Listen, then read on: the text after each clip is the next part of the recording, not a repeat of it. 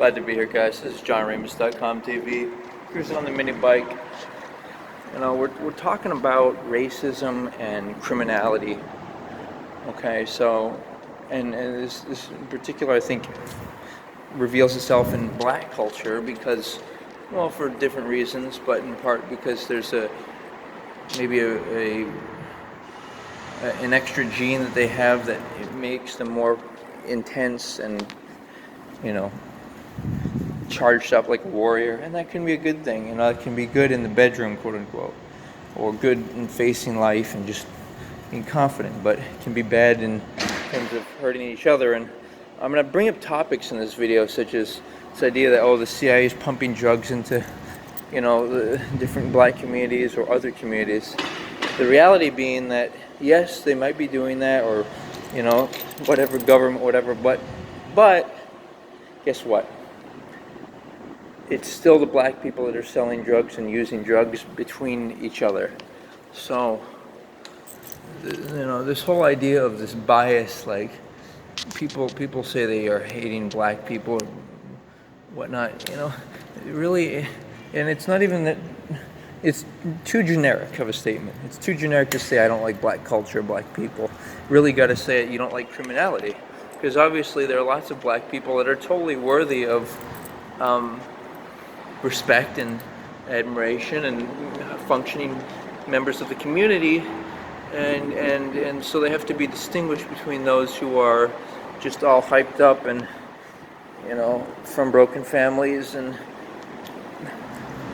expect others, they have a and this can be with any, obviously, race or ethnicity. I'm just providing a point that these people, it's not about being poor, it's about being irresponsible. And you can have an sense of entitlement and think, the government should, the CIA should stop selling drugs or pumping drugs or whatever.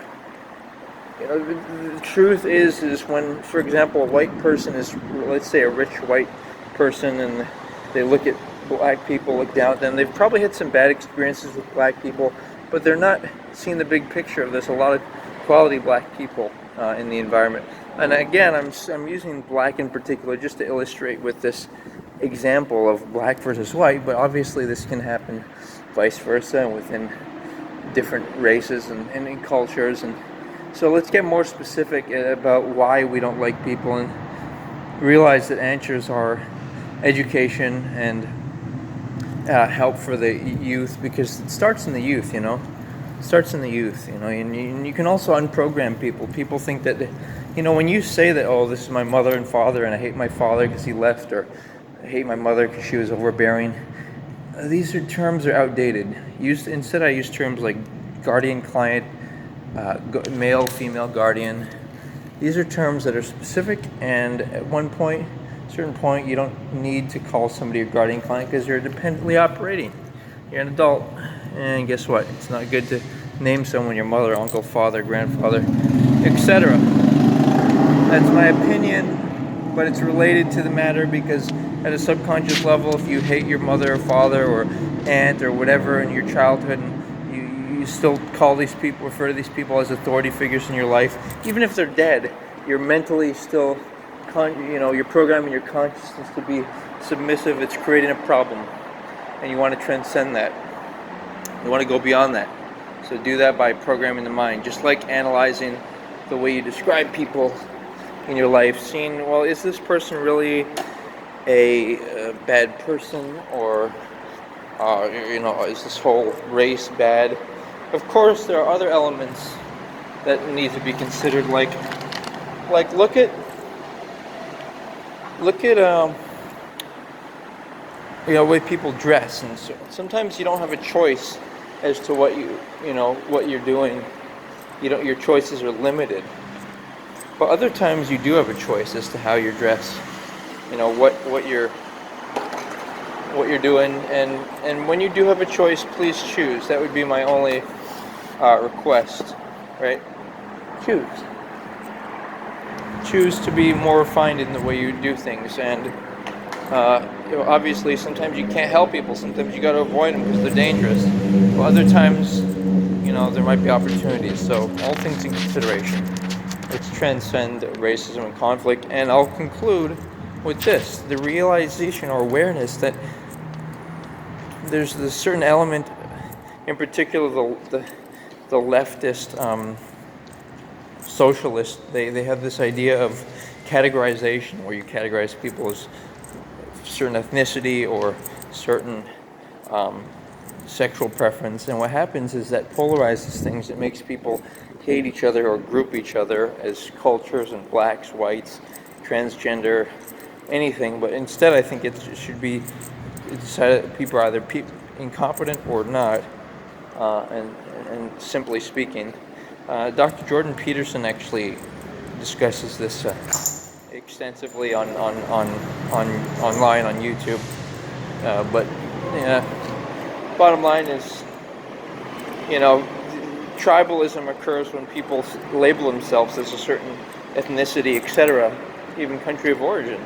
I label myself as a citizen, competent citizen inhabiting this world, and I label other people as such.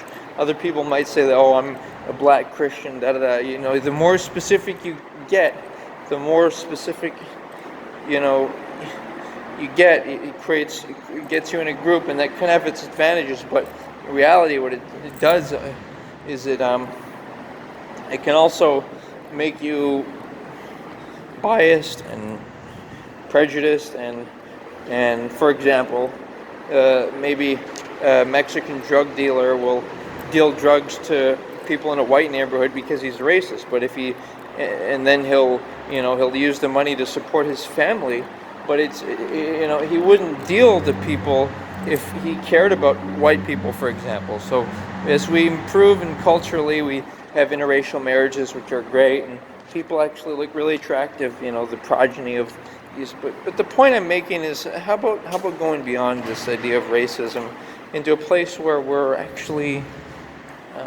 able to feel really good about each other.